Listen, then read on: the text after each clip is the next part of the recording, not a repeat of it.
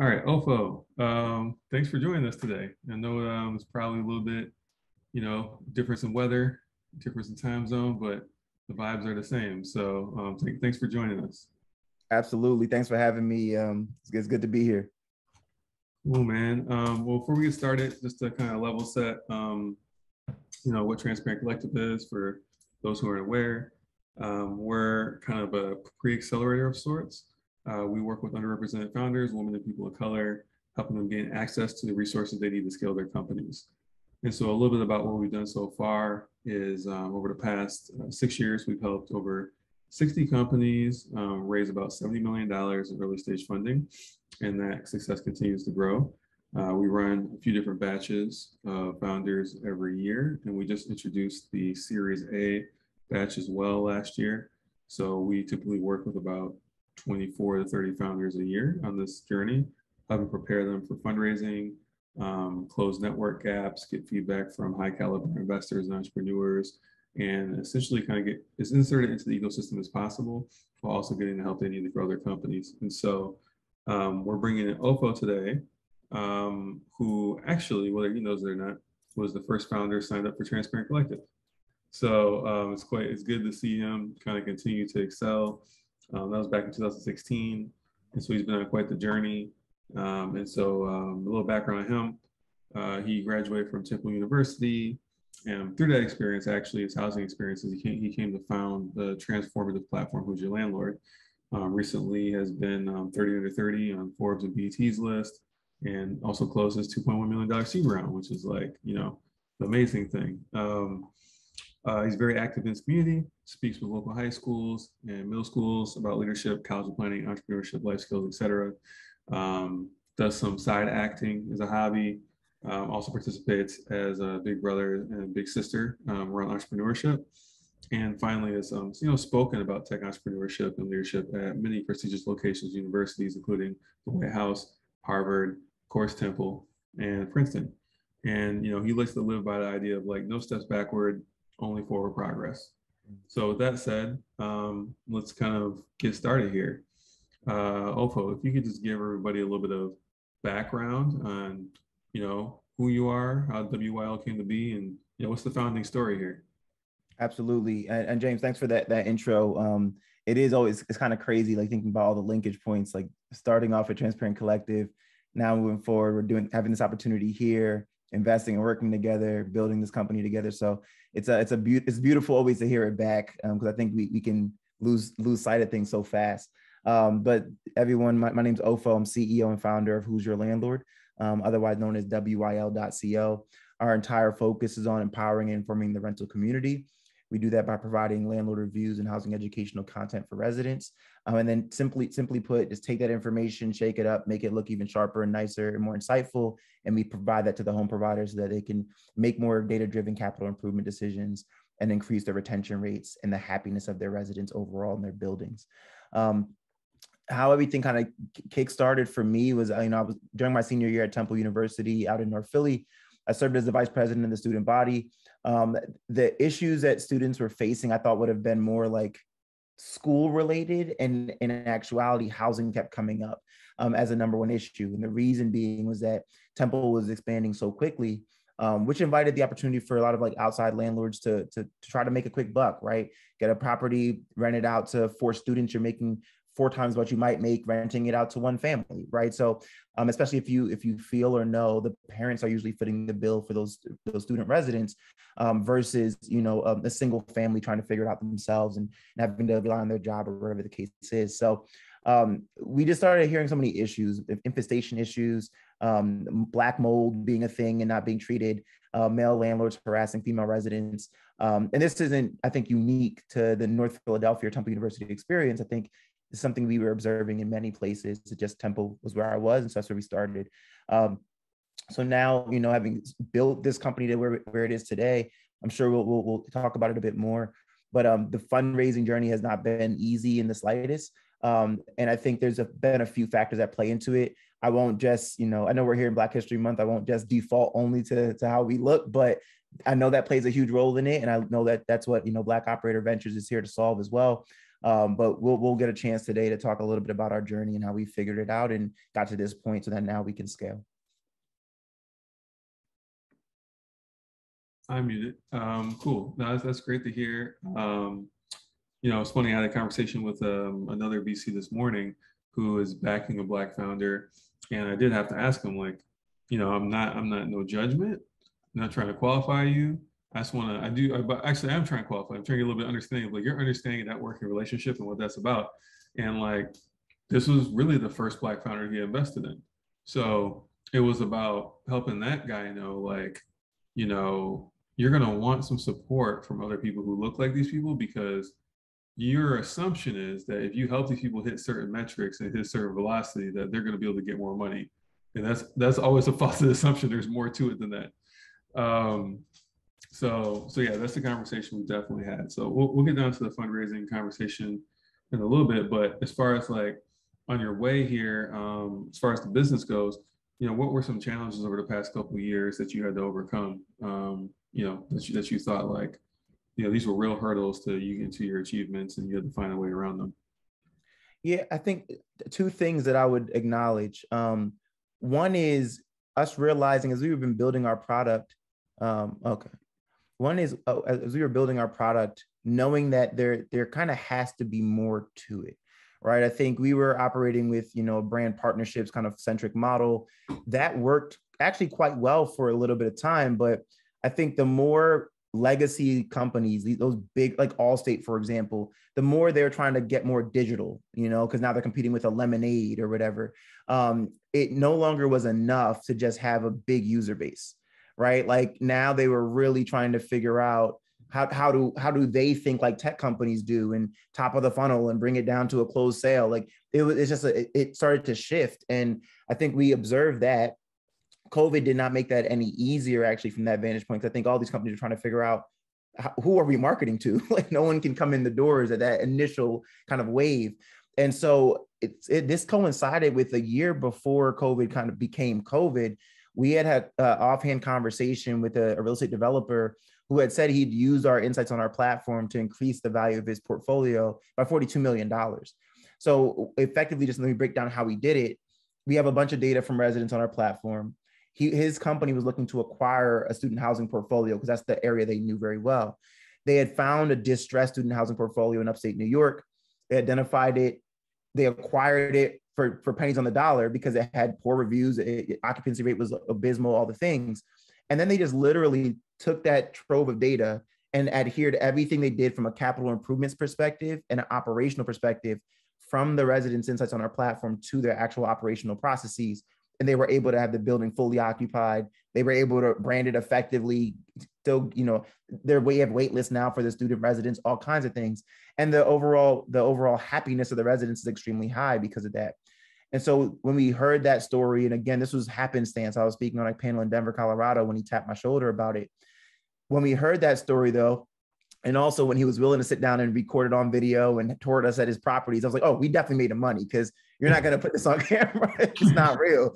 So when those things happen, I was like, wow, we're onto something pretty interesting here. So I guess that first challenge to your question was like, how do you adjust the business where you're not losing that ethos and energy you started with, but you still want to extend so that the company can grow larger? And I think what was fortunate for us was that, if anything, we were just closing the feedback loop. Instead of, hopping on our site and just like hoping a home provider sees it if they come across WYL, now you knew they were going to, right? Because you'd have them plugged in on the back end. And then also, not to mention, we could use it from our sales strategy to go in, see all the top reviewed home providers, and reach out to them first to get them as clients. The second part of that challenge, though, was the money piece. While we could acknowledge those things were real, it takes money to shift anything. It takes money to build anything. And I think, we found ourselves in a position towards like spring to summer of last year where money was getting really tight. Like as a company, it was like, look, like we're gonna have to start having those conversations with people like, hey, look, it's gonna be a rocky winter, like mentally, right?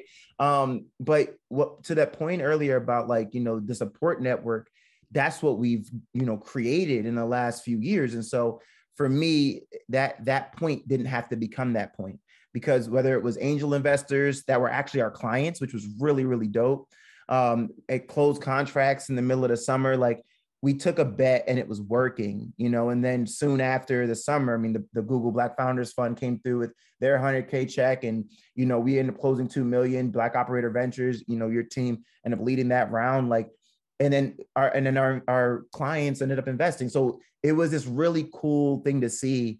And of course, as you know, it's like once one shoe drops, everything drops. So then you had other VCs that were willing to get involved as well because they saw you guys were involved. So it was, beautiful in terms of how the arc of the story looks. Always treacherous when you're living in it. You know what I'm saying?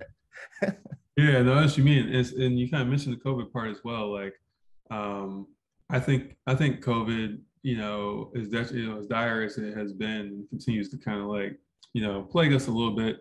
Um, for business, I think it was like it's going to be a historical moment. There's going to be case studies on that in the time because it really proved who had a business and who didn't, right? Absolutely. And if you were on the wrong track, you quickly had to find where the tracks were, or you was going to be gone.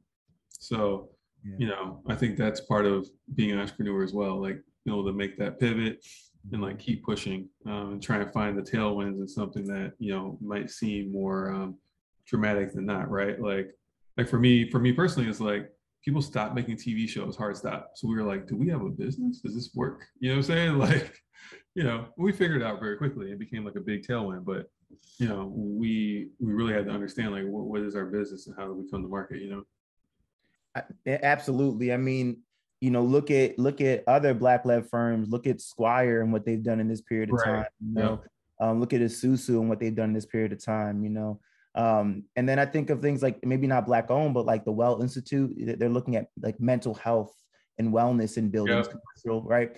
And at first, and like I was talking to one of the original team members yesterday, and he was telling me, initially they were doing well. They were growing as a business quite efficiently, kind of hit a slower part of their sales cycle where it was realizing, okay, there's some companies that are lagging a little bit in wanting to care about this or kind of have their certification. But once COVID happened and now everybody was concerned about air quality in buildings, I mean, their business exploded. You know what I'm saying? Right. So it's just like, you just got to kind of, I always say like, you got to hang around long enough for something to happen. And I think for us, what surfaced amongst COVID is ESG, right? Environmental, right. Social governance. That's true in many industries, but real estate's always the latest to the game. And now it's top of mind for all these real estate folks because their investors and their lenders are asking them, what are they doing to reduce their, their environmental footprint? What are they doing to empower their residents, to have some money in their pockets at the end of each month, or to have more dignity in the spaces they live in, right? There's, especially for Black people, there's a legacy of really being treated poorly, especially in more luxury communities or things like that, right? Poor floors, poor doors, things like that. So I think now that these things are top of mind, it's been the perfect time for us to raise this capital. It's been the perfect time for us to double down in what we believe as a company, because now people that have always seen it, they don't just have to act like it doesn't exist. It's right in their face. They have to engage it because now there's also financial implications for them too. So that's been really powerful to be a part of. Okay, cool. And so just we kind of talked high level on the business, but just breaking it down a little bit more. How do you guys go about acquiring information on properties or acquiring the renters to actually give the feedback? There's always a chicken and egg issue with marketplaces. Like how do you kind of solve that? How do you handle that day to day? Yeah, I mean that's our business, right? I think one big part of it is our reviews are indexed by Google. So at any given time for, bigger management company or building, you can search and you'll see who's your landlord, 85 reviews, 4.3 out of 5, right? So that's one piece of it. It helps our SEO a ton. Social media has been a big way of just pushing, getting the message out. But I think one of the biggest ways we do it now is we partner directly with those home providers. So they come on as clients. They pay us, a couple bucks per unit per month. And then what ends up happening is they actually invite their residents to the platform to provide those reviews and insights. So, when we onboard a building that has, 600 units, that's 600 emails at least that we're getting and inviting those residents to the platform. So that creates a really cool thing because we can end up leveraging different incentive programs, working with companies like a DoorDash or a GoPuff to provide, hey, here's a free dinner on us, just provide your feedback. Those kind of things are really fascinating. And just from a unit economics perspective, I was telling a couple of gentlemen this yesterday, we're talking about business here. So if you can structure your business where the client's paying for that, in that onboarding or platform fee, great, right? They're paying for our growth. And so those are like the key ways we kind of looked at growing our user base. And now even, diving into like university partnerships and things like that. But those will be a little bit more at the tail end. I think right now we're just focusing on those initial home providers. Okay, very good. Yeah, I mean, that's always a good way to do it. Like, if you can have the end person with the most money covering the growth of the customers, like that's where it's at. And then for you then also like, you mentioned obviously that you were able to close your round, some of the momentum that led to that, but just kind of curious to like hear a little bit about, let's talk about like the time you tried to raise money and it didn't work versus the time that, it did work. Like what were your learnings there? Where were some of the do's and don'ts? What do you feel like you took from the experience? You know what I learned? I always would see this. You'd go to like a pitch competition or something. And I was pretty good at that kind of stuff, right? Like that, like I enjoy pitching. I'd rather build, but I can do it.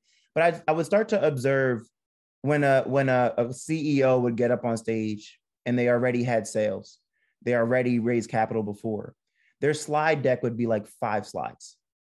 My name is this. This is what I'm building. Oh, by the way, here are our customers. Here's our annual recurring revenue. Here's our investors. Thanks so much for your time. And when I would see that, I'd be like, you don't have to be the best presenter. If your business is the best, 4 slides gets it done. Like that's the reality. And so I think for me, what's been one of the most fascinating things is in the last, I'd say 6 months or so of pitching investors, rarely did we use our investor deck. Like it almost never came up. Once we actually figured out our business, it became, here's our customers and who we're talking to. Here's how we're planning on ramping up. Here's our demo so you can feel it and believe it too. And we'll send a deck just for like support. And like, that was reality. Like we spent so much time walking investors through the investment deck, only to find that once you figured out your business, like that matters. I want to hold it to make sure I know and I can show my team and talk to them internally about how we might invest in this company. But outward facing, that no longer was a big part of our conversation. It was really, where are you? Who do you have on your team? Who's already investing? And what does it do? And then if you can show it, way better than just telling it, right? So I think that'd be one of the bigger lessons I learned in that process. Yeah, no, that makes a lot of sense. I think what that all ties back to is you start walking someone through a deck. I mean, it's not a motion picture by any means. So it's like, it can't build up the same amount of emotion as like a really in-depth conversation with someone you believe is going to do something. So I think it really comes back to that like emotional trigger. How do you get these people like really excited about you doing that thing? That thing's exciting, and then I'm excited about this person doing it. Like exactly. So I think it's definitely key. And then other than that, like really curious to talk a little bit about the forward path. What you can allude to. If you can't say certain things, cool. But like, where you see yourself going over the next year, and how will you get towards the next phase, the Series A, the next level of growth, all that. It's funny, and James is saying that because he knows there's certain things I can't share yet. But but no, I mean, to that question, right? Like, I think I'll put it this way. I think figuring out a financial incentive as to, like, instead of asking a landlord or a property manager, hey, could you treat your residents nicer? Right? Like, yeah, maybe like 10% might say, sure, that makes sense. I'd want to be treated nicely. But like, we live in capitalism. Like, and at the end of the day, if you can show me monetarily why it matters to do it that way, I'll listen.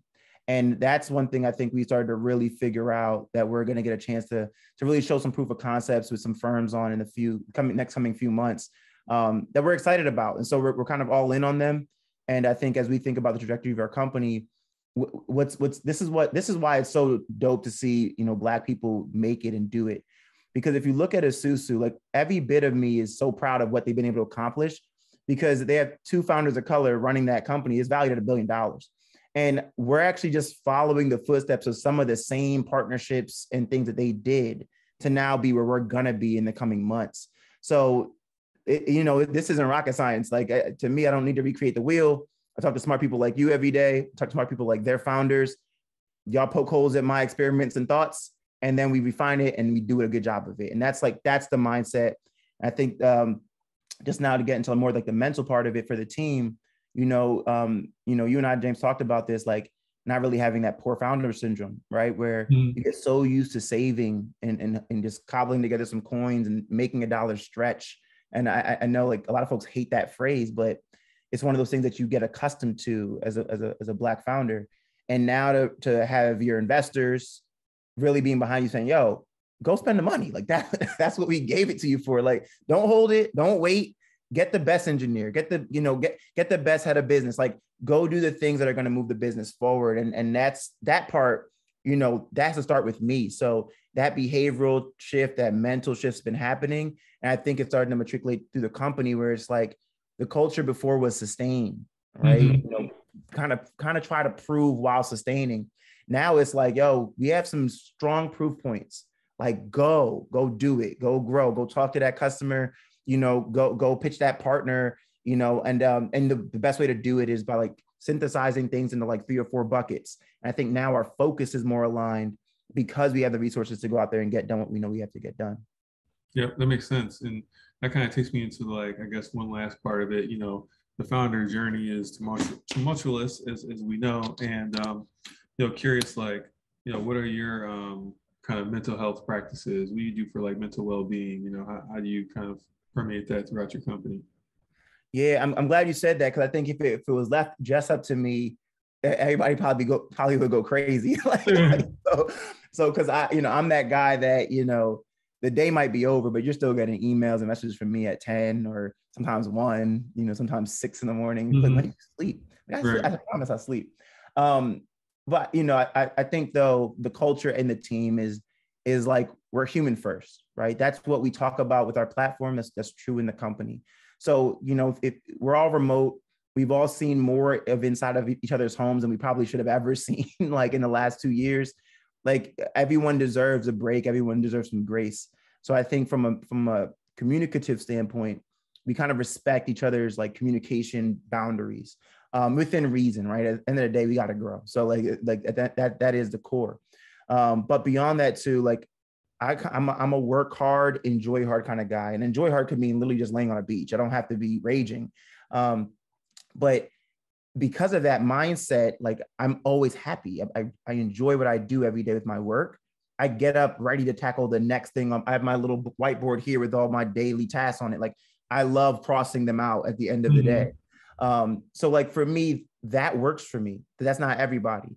One thing that I think has been really interesting and powerful is, through the Google Black Founders Fund, I think they're more progressive in a lot of the things that they're doing for the Black founders in that cohort than I've seen from historical VCs, right? And you've seen them before. There's tweets and memes on the internet about just like VCs would be like, hey, call me if anything. And then there's a Drake meme going around where he's looking at his phone in disgust, and someone was like, how VCs actually look at their phone when one of their founders call them, right? Like, and so I think from that mental, like, it does mean something when there's effort being shown. And Google hooked up every single founder with a therapist. So for the last 4 months now, I've had a therapist. I've never had a therapist my whole life, and it's so helpful. Like I think founders kind of give themselves natural therapy. But a friend of mine texted me like 2 nights ago, and he was like, yo, I'm so damn proud of you. He's like, yo, you kind of got to be a little bit of a masochist to power through all of that. And I'm like, I swear that's not me. But, you can find yourselves with your founder peers, either building each other up or trauma bonding. Like, yo, they not funding us. Yo, we're not getting clients. Like, it's because of them. It's always them. So I've seldom had friends in the middle. It's either progressive groups on WhatsApp and text, or it's devolving kind of groups. And so the therapy piece has been huge. Just leaving space for talking, like talking when, recently, and I'm going to mess her name up, but I know Chelsea, the former Miss USA 2019, when she had passed a couple weeks ago or a week ago, like starting off our team meeting that Monday with like, yo, the floor is just open. Like, let's talk about what just happened, right? Because theoretically, she had this perfect life. But obviously, it wasn't all perfect here, right? And here. Mhm. So, and if that's the case, like what I want all of you to know is I'm here for you. And I think that's echoed across our team. So if anyone's ever going through anything, like speak on it, you know, and if there's anyone who wants to share anything even right now, speak on it. And so I think you, as a leader in 2022, you have to be more empathetic than ever before, because just shit's different these days, you know. And I think the last 20 or so years, social media, I have my own thoughts on a lot of this stuff, but like we're just, you know, we didn't grow. We've not always been so, you know, exposed to so much information, right? Like, you know, if I go to high school with you, I like think about most of your parents, right? Like when they graduated high school, most of them never saw those friends ever again, like ever, unless they were in a grocery store. It's like, oh, you're back in town, like that was reality, or somewhere down the line at I don't know, at playing golf. It's like, well, I know that guy. But we never left our high school friends. Like, and I'm 29 years old, so I'm speaking as someone who's on Facebook in high school, right? Like, and MySpace and stuff, right? Like, I see my high school friends every day. That's really weird. When I say friends, I'm being actually really loose with it, like, or tight with it. I just mean high school peers. Right. And when you're seeing that level of information, that level of sensory input, not to mention college, not to mention people you walk into every single day, there's just way more accolades and, you know, my life is perfect than it's ever should have supposed to been. Like, so I think, you know, you need to figure out your mental health routine. And I think the last thing I'll say, I know I've been rambling for a little bit, is I pray a lot. So talking maybe 5 to 10 times a day, like prayers are coming out of my mouth, like, you know, like, because I need them, you know. So when I wake up, it's the first thing I do. When I go to bed, it's the last thing I do, you know. Like, I got a dope girlfriend, I got a dope family, dope friends. Like you need to invest in your friends, invest in your family. Like, investment isn't just, you know, investor giving you money to invest in your business. Like, even realize that the energy around that, like Black Operator Ventures is investing in our company, but they're really investing in me to invest their money across the company to grow it, right? So like, when you start to change the dynamics of how you think of things, it really affects how you're able to show up every single day.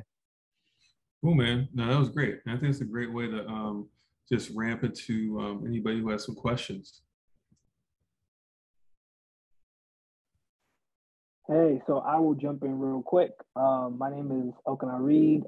I can't remember my TC badge right now, but basically, I'm the founder of WorkOpti, strategic planning platform for marketing leaders. So my question is, talk to us about just the necessity for support systems, like you just talked about, your girlfriend, family, prayer, that carries you into success. Because of what we all are facing as founders from underrepresented groups, to hit the milestones we're really going for, we're talking like multi-decacorns. It just takes time. How do you build that resilience?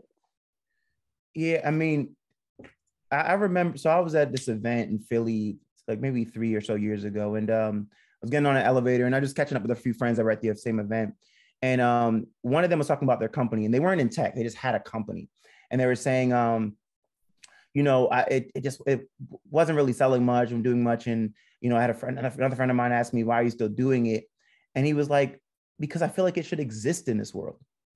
And I was like, that moment, I can't even remember who said this, but I remember that moment resonated with me so deeply, because I'm like, at that point, like, they're gonna, like, look, we're a company that was 7 years old when we raised our seed round. Like that is so against the norm, right? Like, the thought in tech is 1 year into 3 years, that's the sweet spot for seed. After that, you're a stale deal. It's getting passed around, people talking about, I saw that a couple of years ago. Yeah. So even when you pitch something different, you don't even get the chance to pitch something different, because people assume, nah, that's the same crap from 3 years ago. So what I'm getting at is, like, I think a lot about, like, I'm not striving to be great in life. Like, I believe I'm great right now. So I do everything I think a great person would do when I wake up and when I go to sleep, between the time I wake up and go to sleep. So what I would translate that to you to say is, the friends you feel like are going to be there when you are uberly successful, you got to start cultivating them now. The family that, you know, is for you, they'll show themselves. The family that's not, they will show themselves, right? And it's up to you at this stage to identify those people, identify those peers, those friends. Like, you know, I call it my personal team. I need that. They give me life, you know, and a lot of them aren't entrepreneurs. A lot of them are in art or in just different, in hospitality, in different fields. But I need that because I know, like, if you put James and I in a room, we could talk about being entrepreneurs all day long, 24/7, you know, and part of that's fun and good. Part of that is like, all right, well, when do we break out of that and talk about, like, what is it like to go to the beach again? Like, so I think from that vantage point, you have to cultivate a group around you of folks that, like, you know, pour into you as much as you pour into them. And if you move with that mindset, that energy will just keep following you no matter how high you go. Cool. Great answer. Any other questions, thoughts out there? I feel we kept this conversation much tighter than I thought we could. All right. I mean, you gave them all the information, Ofo. I don't think we've ever gone this quick on one of these things. Well, as long as we're here, just want to, we have a little bit of open opportunity to talk about, you know, where we think is happening. This is a conversation we're going to have with Amplitude coming up, and that conversation is around what has happened post George Floyd. There's been a lot of commitments to social equity and Black founders specifically. Have you seen some of that play out? And, you know, where have you seen shortcomings, you feel like, or where have you seen the actual tires at the pavement? You know, it's funny. I was asked about that, like, I think Friday I had a conversation about that same concept.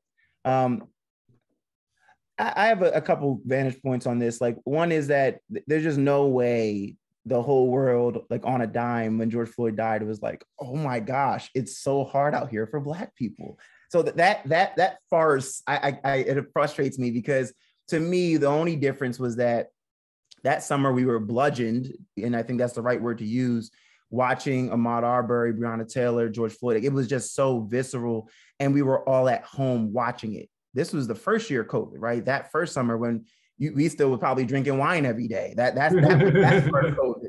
So, like, when you have the whole world watching this man get murdered in front of hundreds of people physically there, you know, it made companies finally be like, all right, the jig is up. Like Black people hurting out here, and it's in large part due to the systems we've put in place against them. Every single company came out with a pledge of $100 million over 10 years for Black people. No goals, no outline for how we're going to get there. And it was funny, at the time I was getting mentorship from a few VCs, but I had one particular, and this is no shade to them. I think their heart was in the right place, but I think it always tends to be. But they had reached out to me because they were like, hey, we really want your perspective on, you know, what we're going to say here. You know, this means so much to us, and we talk about it all the time internally. Lie number one, I don't think that was true. But here's our Medium post. Let us know what you think. And I was like, the Medium post is just like, hey, we this is devastating. We're sad inside, and we've all vowed to do more. I remember saying to the VC, I'm on the phone, like, you know, we're on Zoom, and I'm like, you know, I'll be really honest with you. If you ask me, like, what I'm hoping to accomplish as a founder, looking to get funding from your fund, I could label my goal where I want to get to, and then you'd ask me to give you the operational practices and strategy that's going to get us there. I was like, you're to that point, your posts lack depth, because here you are simply saying, you know, yo, like, we see this is a problem, but do you employ any Black people at your fund? Well, the answer was no, right? Do you have any Black people in your portfolio, like companies? They were like, well, we have one guy, but like his co-founder was a white guy. And it is what it is. I'm not saying it's a bad thing, but this was a huge fund that I was talking to. And so those are the problems. And then at that moment, the investors started blaming their LPs, because they're saying, well, our LPs don't care. You know, and it's really tough because, and I was like, well, then you're talking to the wrong LPs, right? Just like you tell me, if this investor's on aligned with our goals, I'm speaking to the wrong investors. So you have to hold yourself to that same account, that same accord, right? So in that regard, I think it woke people up, because now everyone started talking about it. So it was trendy to talk about it.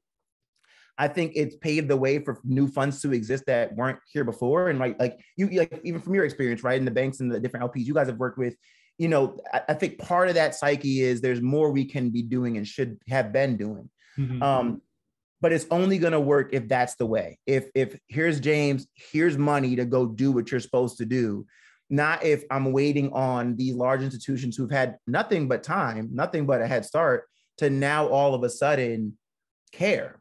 To me, it's like the landlord problem, right? Like if you could be really nice, that'd go a long way. It's like, well, who cares? Like, but if there's a financial incentive here, if it's now, you know, crucial to your business's bottom line to be involved in these ways, to show up in these ways, you'll do it. So I feel good about where things are going. I think they've been slower than they should have been. But I can't sit here and act like I haven't seen a few black unicorns cross that unicorn finish line and be like, yo, that we're out here. Like we really are out here. And it's going to be really, really gratifying to see how things develop in the next few years. Yeah, no, I think I agree with all your sentiments. I mean, obviously we wouldn't have a fund if it wasn't for that moment in 2020. Yeah, we hope to, you know, from what I do with Black Ops, we hope to, you know, make good on the commitments that were made. Because like you said, there is no roadmap. So like, you know, I think it's important for people to come to the table with the roadmaps for the people that have no idea what they're doing, right? Because it's impossible for them to formulate a roadmap around something where they don't fully understand the problem.